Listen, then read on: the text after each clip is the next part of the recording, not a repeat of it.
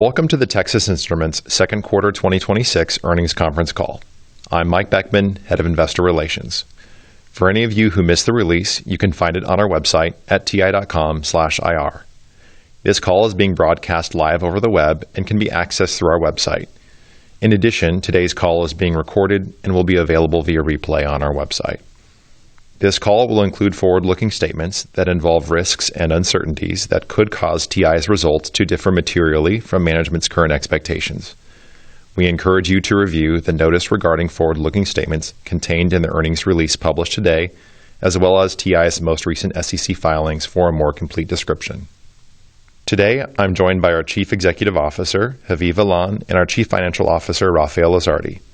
Also with us today is Julie Kinnett, who will become our Chief Financial Officer on August 1st. Julie has been with TI for more than 25 years and has held a number of finance and accounting roles, most recently serving as Chief Accounting Officer since 2021. As you know, Rafael, who has been our CFO for nearly a decade, plans to retire at the end of August. Rafael's focus on disciplined capital allocation, including our investments in 300mm manufacturing capacity, and commitment to return all free cash flow to shareholders have positioned TI for continued long-term growth and value creation. As this is Rafael's final earnings call, I want to thank him personally for all of his contributions to TI. I'm sure you will join me in congratulating both Rafael and Julie. With that, today we'll provide the following updates. First, Haviv will start with a quick overview of the quarter. Next, he will provide insight into second quarter revenue results with some details on what we're seeing with respect to our end markets. Lastly, Rafael will cover the financial results and give an update on capital management, as well as share the guidance for third quarter 2026. With that, let me turn it over to Haviv. Thanks, Mike. Let me start with a quick overview of the second quarter. Revenue was $5.5 billion, an increase of 13% sequentially, and an increase of 23% year-over-year. Analog and embedded processing both grew sequentially and year-on-year. Analog revenue grew 26% year-on-year, and embedded processing grew 16%. Our other segment declined 2% from the year-ago quarter. Let me provide a few comments about the current market environment. In the second quarter, revenue came in above the range as we saw continued growth in industrial and data center, in addition to accelerated growth in automotive. Our investments in inventory and capacity are serving us well, which allows us to support our customers during this time of increased demand. We are prepared with capacity and have clean room space available and are well-positioned to support continued growth. Now, I'll share some additional insights into second quarter revenue by end market. First, industrial increased around 30% year-on-year and was up about 10% sequentially, growing broadly across sectors and regions. Automotive increased mid-teens year-on-year and increased upper single digits sequentially. Data center doubled year-on-year and grew around 20% sequentially. Personal electronics was flat year-on-year and grew upper single digits sequentially. And lastly, communications equipment grew both year-on-year and sequentially. With that, let me turn it over to Rafael to review profitability and capital management. Thanks, Haviv, and good afternoon, everyone. As Haviv mentioned, second quarter revenue was $5.5 billion. Gross profit in the quarter was $3.4 billion, or 61% of revenue. Sequentially, gross profit margin increased 340 basis points.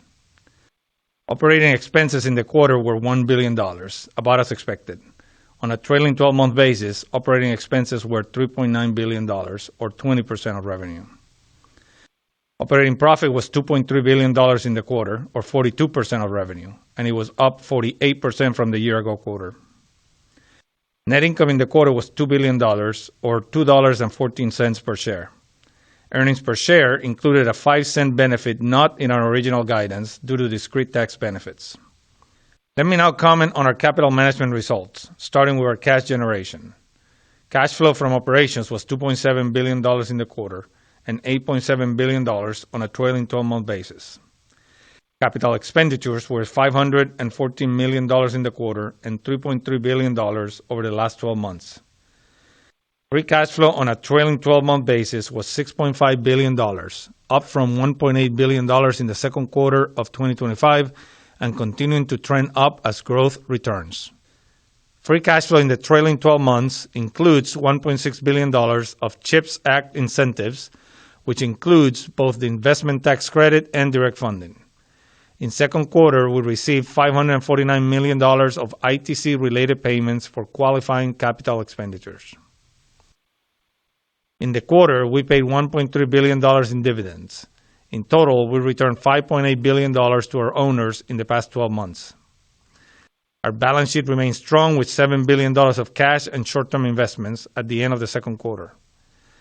Total debt outstanding is $14 billion with a weighted average coupon of 4%. Inventory at the end of the quarter was $4.6 billion, down $90 million from the prior quarter, and days were 196, down 13 days sequentially. Turning to our outlook for the third quarter, we expect TI's revenue in the range of $5.65 to $6.15 billion, and earnings per share to be in the range of $2.23 to $2.57. We expect our effective tax rate to be about 13% in the third quarter. In closing, we will stay focused in the areas that add value in the long term. We continue to invest in our competitive advantages, which are manufacturing and technology, a broad product portfolio, reach of our channels, and diverse and long-lived positions. We will continue to strengthen these advantages through disciplined capital allocation and by focusing on the best opportunities, which we believe will enable us to continue to deliver free cash flow per share growth over the long term. Before I turn it over to Mike to start Q&A, I want to say that it has been an honor to work at Texas Instruments for the last 25 years and to have been CFO during the last decade. I have thoroughly enjoyed working with so many wonderful people. Over that time, we have made TI stronger and positioned it for continued success. I feel confident about the future at TI, and I'm looking forward to what's ahead for the company. Thanks, Rafael. Operator, you can now open the line for questions. In order to provide as many of you as possible an opportunity to ask your questions, please limit yourself to a single question. After our response, we'll provide you an opportunity for an additional follow-up. Operator? Thank you. We will now be conducting a question and answer session. If you would like to ask a question, please press star one on your telephone keypad. A confirmation tone will indicate your line is in the question queue. You may press star two to remove yourself from the queue. And for participants using speaker equipment, it may be necessary to pick up the handset before pressing the star keys. One moment while we poll for questions.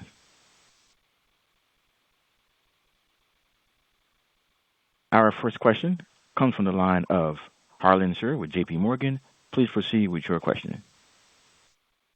Good afternoon. Thank you for taking my question. Julie, congrats on the promotion. And Rafael, thanks for all of the great support and execution. Aviv, last call, there was some concern stepping into the second half that we might see some slight deceleration, kind of similar to last year, right? But given your above seasonal guidance for Q3, seems like the strength in the first half is continuing into the second half. You also are now starting to see the acceleration in automotive. Do you expect this profile of strength to continue and market-wise into Q3 and maybe second half? And then what's driving the inflection in automotive? Thanks, Harlan. I think you characterized what you're seeing well. I think right now, as we stand in July, we see a setup that of a stronger demand, and it's broader. It's not only in the last couple of quarters, it was really an industrial and data center play. Right now, we are seeing demand growing to the automotive market. I think I'll talk about Q3. When you think about the above seasonal guide, I think the contribution will come from all markets. The three markets that drove the 2Q growth, meaning industrial, data center, and automotive. But Q3 is traditionally a quarter of personal electronic strength, so I expect a strong demand across the board.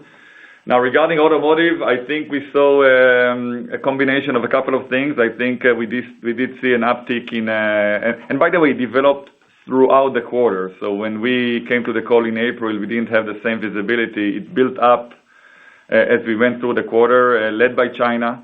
And I think it's really led by EVs and hybrids. Cost of fuel drove that, I believe. In addition, I think our automotive customers have taken their inventory to very low levels, and now, as there is a little bit more demand, they find themselves in a situation that is not sustainable. I think that also drove part of the demand. I think we are in the start of a cycle that is very, very broad. When I look at it right now, that would be my prediction. Harlan, do you have a follow-up? Yeah. Yes, I do. Thanks for the great color there, Haviv. Input costs are moving higher. Demand remains strong. I assume that the TI team is still seeing expanding short lead time orders not anticipated in your customers' initial forecast coming into the quarter. You put all of this together, right? You guys had talked about potential for pricing increases in the second half of the year on the last earnings call. Are you executing positive pricing initiatives with customers? When do these go into effect? Is the breadth of these increases across both your analog and embedded segments? Yeah, thanks, Harlan. I will just first let me just recap what we said in the previous call regarding the first half of the year. We now have the full 6 months behind us, and as we predicted, pricing was stable in the first half of the year, meaning flat, if you will. And that's an above average year for us, right? Typically, prices do go down a couple of points every year, and this time they held.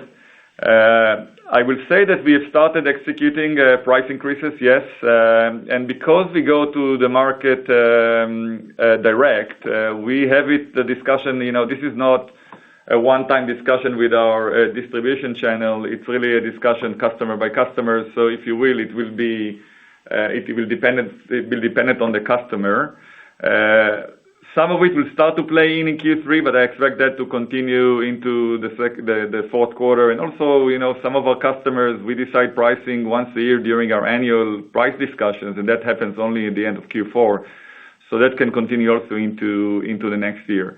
Regarding the segments, meaning analog and embedded, look, where we see the most pressure, also the within lead time escalations, I mentioned automotive.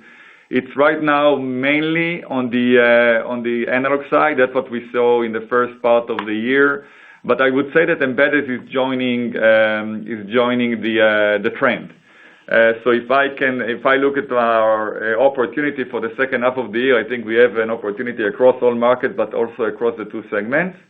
I think the pricing discussions for embedded will be more centered towards the next year. Thank you, Harlan. Move on to our next caller. Thank you. Thank you. Our next question comes from the line of Jim Schneider with Goldman Sachs. Please proceed with your question.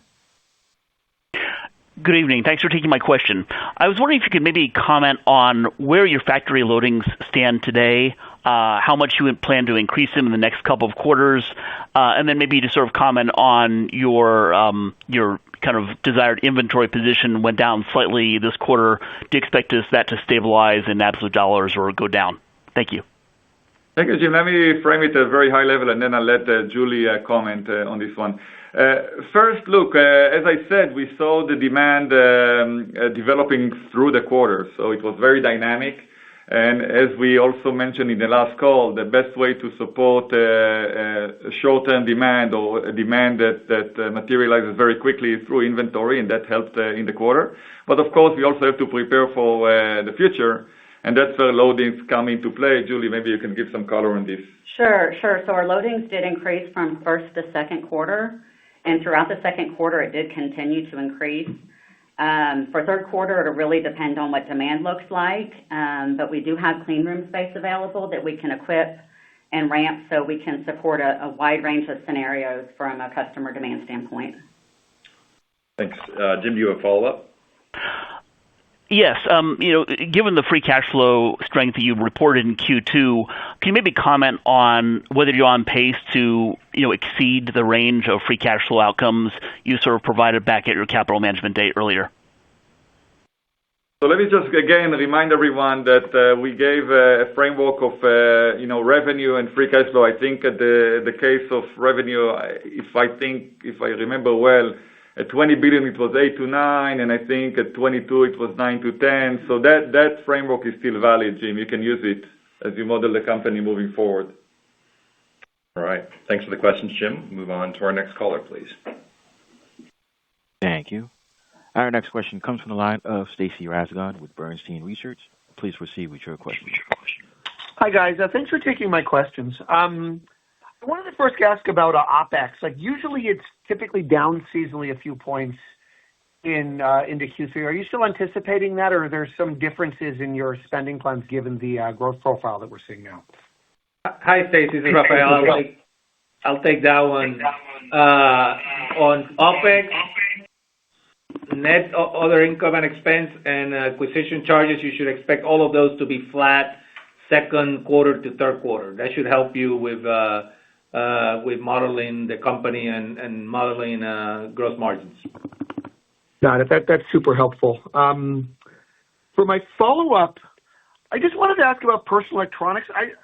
I kind of got from your comments, it sounded like you were almost expecting strength into Q3 in personal electronics. I'm just wondering what you're seeing in that market, given the current memory dynamics. Let me maybe clarify that. Thanks for the question, Stacy. It's very good. Thank you. We have typically a very high, if you look at our PE or personal electronics business, typically in 3Q, it's growing nicely, sometimes mid-teens.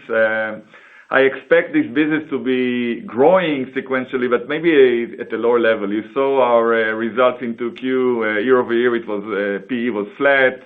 We are seeing challenges in PE as some shortages are putting pressure on our customers.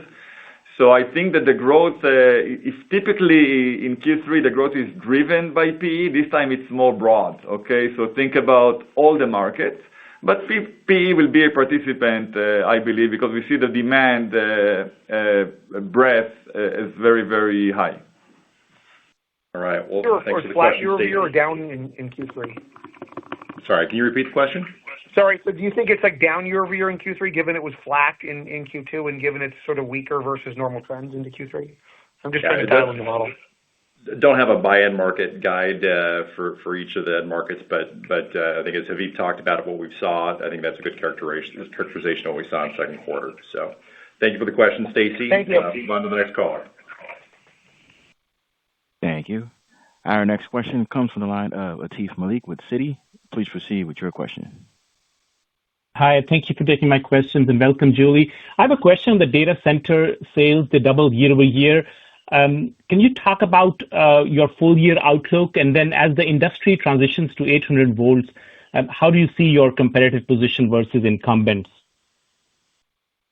Yeah, again, we do continue to see strong demand in the data center market, Atif, and I don't expect that to change in the foreseeable future. I think when we think about future architectures like 800 volts, it will be phased into the market. I think you can envision at the beginning, maybe an AC to DC, maybe AC to 800 volts, and then an 800 to 48 to 12, for example, right? That's how you bring in the technology. So to me, that just means, higher growth of the TAM, more conversion stages, and that helps our market. On the analog and embedded side, if you think about the different analog parts participating in every conversion stage, and also the embedded controllers and the signal chain parts. So I think that is a tailwind for our market. Now, in the longer term, and that's going to take some time, once we have the SST established, data center input will be at a DC voltage of 800 volts. And then I envision maybe direct conversion from 800 directly to 12 or 6 volts. But that's coming later. And this is where the TAM continues to show strength. The higher voltage, the more opportunity we see. I think that layers on top of the foundational position that we have in data center, which has been growing very nicely as well. So we are looking forward to both those types of chips contributing in the future. Atif, do you have a follow-up? Yes, on the gross margins for the data center business, as this business grows, are your expectations that the profitability of the data center business will be in line with the corporate average over time? Up to where we are now, it's been pretty similar to the overall corporate average. Yeah, I wouldn't skew you in either direction far on that. We'll have to see where it goes. I think we'll have to see as it ramps, what that's going to mean. Today, I wouldn't skew in either direction on what it's going to do to gross margins overall. Now, what I will say is the good news is that as we ramp in any of the end markets, including data center, it's going to be on 300 millimeter. It's on newer assets that do have excellent ability to fall through for us. We are looking forward to that. Thank you, Atif. We'll move on to the next caller, please. Thank you. Our next question comes from the line of Vivek Arya with Bank of America. Please proceed with your question. Thank you, and best wishes to both Rafael and to Julie. Havim, my first question is for you, which is, where are we in the industrial recovery cycle? How many more above seasonal quarters should one expect? I think you mentioned pricing as a lever for Q3. Can you help us quantify how much pricing is contributing to this, I think 8% or so sequential growth in Q3, and can prices go up again in Q4? Yeah, let me start with the industrial market, and maybe I'll say a few words about pricing at the end. Look, I think, Vivek, we have a lot of opportunity in front of us. Even with a nice growth in Q2, we are still, I have to go back to 2022, and we are still lower than that peak, maybe 5 or 6 points lower than that 2022 peak. If you think about a trend line of the industrial market, and I like to think about it as mid to high single-digit growth on a market TAM opportunity. You're 4 years later, one can argue that we still have a lot of room to grow ahead of us. On top of it, I think the data center market is also providing tailwind into the industrial market. Think about sectors like the energy infrastructure and think about test and measurement. They were our fastest growing segments, or sectors, as we call them, in the second quarter or the first half of the year. I think there is more tailwinds ahead. I do believe that customers are early and are not yet building inventory. I think the setup is very positive. Regarding pricing, look, as I said, in our case, it will be really weaved into the future. Depends on the customer. If I think about the forecast for Q3, the vast majority of it is just unit growth and maybe a little contribution from pricing, but almost insignificant. All right. Do you have a follow-up, Vivek? Yes, thanks. Haviv, if we try to think TI's opportunity in the data center beyond 26, right? 27, 28 and beyond, what is the right kind of growth rate that one should think about? Is it 40%? Is it 50%? Like what is that right way that one should model TI's growth rate? And as part of thinking about that growth rate, do you think that achieving that growth rate kind of exposes you to winning or losing specific sockets at specific GPU or ASIC vendors? Just how is your visibility? How should we think about TI's long-term growth rate in the data center business? Thank you.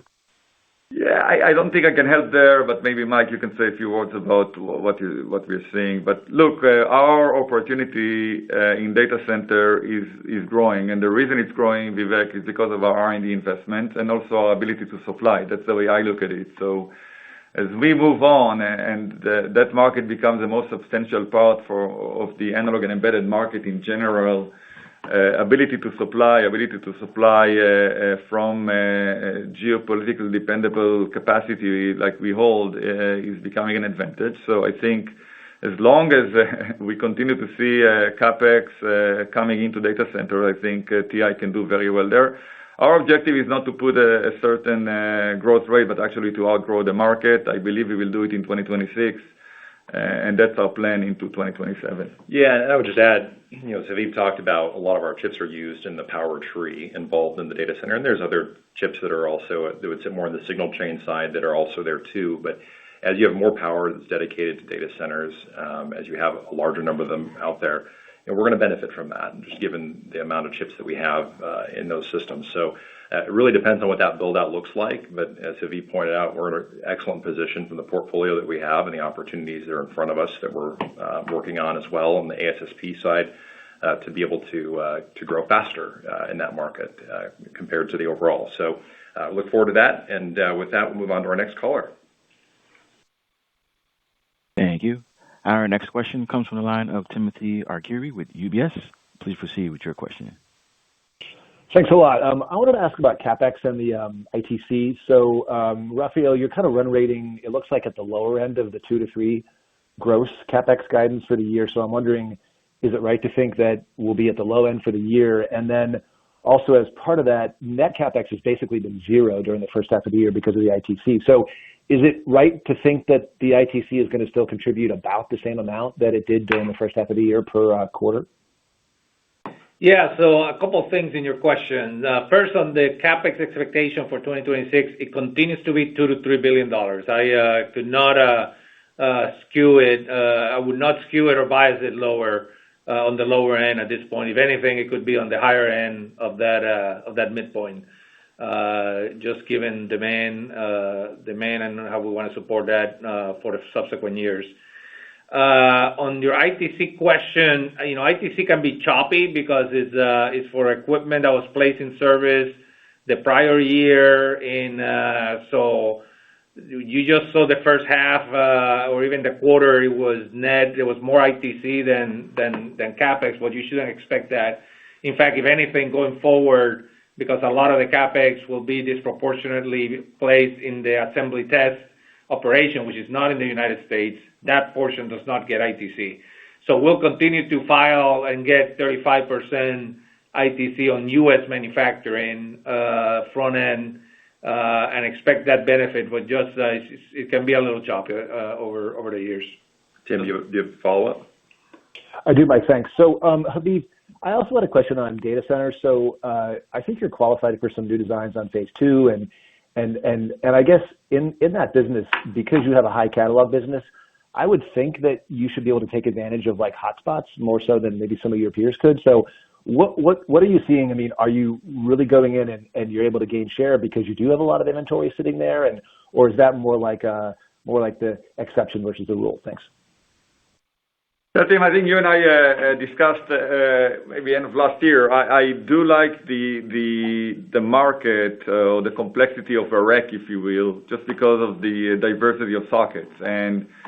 We like them all. We like the more complex one that are higher AUP and usually very competitive sockets. We like to call them ASSPs. We also like, as you mentioned, the catalog ones that you can have several options to solve the problem, but when you have inventory and capacity, you can benefit. Yes, we are seeing examples, real-time examples of hey, we are lying down, please help us. And every time that happens, that's an opportunity because it's a discussion with the customer, and it's when you solve a problem, I think they make more bets on you for the future. That's part of the reason why you've seen our business doubling more or less year to date. And we plan to continue to have capacity, clean room, inventory ahead of demand so we can react or we can respond to these opportunities. All right. Thanks, Tim. We'll move on to our next caller. Thank you. Our next question comes from the line of Joshua Buchalter with TD Cowen. Please proceed with your question. Hey, guys. Thanks for taking my question, and let me echo the congrats to both Rafael and good luck to Julie. Maybe to start following up on some of the earlier ones, I think if we plug in the flat OpEx, it implies sort of flattish gross margins for the third quarter despite what should be an increase in volume. Can you just walk through some of the puts and takes into gross margins for the third quarter across pricing, increased loadings, and also 300 millimeter mix? Because I think is it basically that the tailwinds are being offset by depreciation? Anything else going on we should be aware of? Thank you.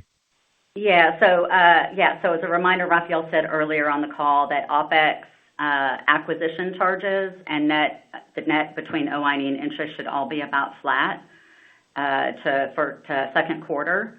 And then if you play that in, then you have the fall through of 70%-85%, excluding depreciation. You should get in the right zip code. But as far as third quarter is, that 70%-85% is a good placeholder. There's always some puts and takes in there. But the loadings will depend on what revenue looks like. But that model should get you close. But it shouldn't be flat. It should be a little higher. Okay, Josh. Okay, thank you. Sorry, I'm on the road and might have screwed something up. All right. And maybe bigger picture, was hoping you could give an update on how you're thinking about capacity and CapEx coming out of this year. With Sherman and Lehigh shells built out, you're at the point where you can be more nimble, but there's still probably like a year runway from spending to capacity output. So I guess how comfortable with the runway and the amount of capacity you have online you are now, and any early indications of how we should be thinking about 2027 CapEx as we think about being a couple quarters into this upcycle. Thank you. Thanks, Josh. I think I also said in my prepared remarks, we are excited about where we are because we have the clean room. The clean room was our biggest headache in the previous cycle. That, as you know, takes 2 to 3 years to be able to equip a clean room, and that's behind us. When you think about the combination of while we are equipping in a very high level our Richardson RFAB 2, we have a full clean room available almost in Sherman 1. So not to mention a second shell in Sherman 2. So when I think about our analog opportunity to grow into the brick and mortar we have, we are in a great shape. On Lehigh, we do have to execute on Lehigh 2 because, as you remember, Lehigh 1 enjoys the transfer of external manufacturing done in foundries into Lehigh 1, but we are also starting to see growth that is not insignificant on the embedded side. So Lehigh 2 will come in just in time. At the end of this year, we'll have the shell, and we can again grow into it seamlessly as it's not a new site and we don't need new customer qualifications. Now, what we will need to do, and I think Rafael alluded to it, we need to equip the fabs. And we are prepared for a wide range of scenarios, but I think uniquely prepared versus the competition. I think we have done the hard work ahead of time, and we have capacity to build into. And regarding the exact numbers, we'll keep that for the capital management call in February. But as Rafael discussed, we're already making decisions right now that think about not only 27 and 28, even beyond. Okay. Anything to add, Rafael? Thank you.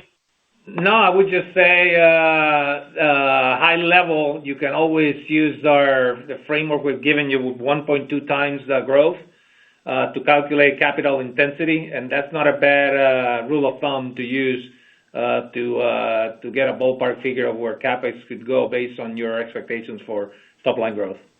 All right. Josh, thanks for the questions. We'll move on to the next caller. Thank you.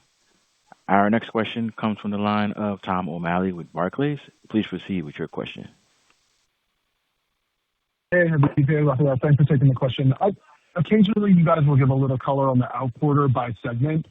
It sounded like you kind of broadly said you saw strength across the board. I think the question was on personal electronics before, but you answered, we're seeing strength across the board, which is typical seasonality. But anything that you could offer in terms of vectors of growth, particularly with auto acting a bit better in Q2, do you think that continues into Q3? And do you think this mentality of kind of just in time to just in case continues to kind of spur, above seasonal growth in the near term? Yeah, I think, typically I don't provide so much color on the future, but this time it's just easy. It's everywhere. Okay. So when I look at the demand signal, it's just very strong and broad. And now we need to execute, right? Inventory helped. We are ramping our factories. We are going after it. And let's meet again in October, tell you how it went. But the team has executed in Q2, and I expect them to do the same in Q3. Tom, you have a follow-up? Just in terms of the capacity expansion, I think that you guys have alluded to your ability to increase utilization, but you also talked about clean rooms. Is there a way to think about when you are going to decide to expand your footprint? Just obviously you have plans already that you stated at the last capital management day, or at least for some time now. But the assumption here with inventory where it is that you would take up utilization first. any kind of metric that we should be looking at or market dynamic or revenue target that could help us just understand when you decide to put more capacity in place versus just kind of turning the key on the existing facilities? Thank you. Yeah, I'll just touch the clean room question, and again, we'll give you more color during the 2027 capital management call. In general, we are good for the next 3 years, okay? You know what you can go back to our capital management slides. You can see the facilities between Richardson and Sherman 1 and the Shell in Sherman 2 and Lehigh 1 and 2. It's for us, okay, we are in phase 3. Let's modulate the equipment. That was our vision. We are now executing to it. Of course, I also think about 29 and beyond, but we can give a little bit more color there during the capital management call. Thank you. Okay, thanks, Tom. Move on to our next caller. Thank you. Our next question comes from the line of William Stein with Truist Securities. Please proceed with your question. Great. I want to offer my congrats to Rafael and Julie. I don't think it's been asked, but can you offer us any update on the timing or update on terms or conditions and approvals regarding Silicon Labs and the potential close of that transaction?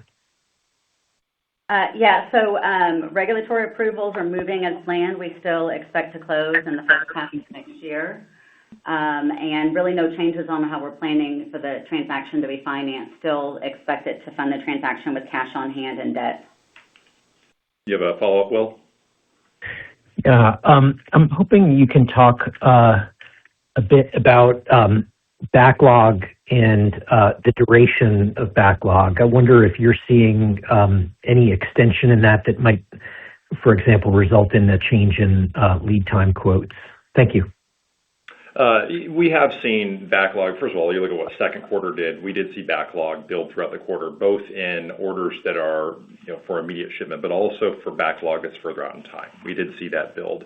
It's reflected in the guide. As you heard Aviv talk about what we're seeing, we are seeing strength across our core markets.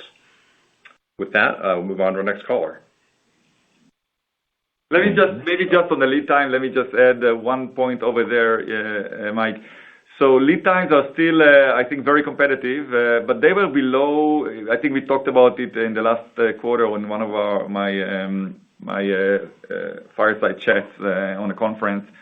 They will be low 13 weeks in Q2, but we are seeing a little bit of an uptick there, not dramatic, maybe a couple of weeks higher, simply because the demand is growing. When I talk with customers, I do believe our lead times are the most competitive in the market. All right. Great. Thank you. We'll move on to our last caller. Thank you. Our last question comes from the line of Tore Svanberg with Stifel. Please proceed with your question. Yes, thank you, and congrats to Rafael and Julie.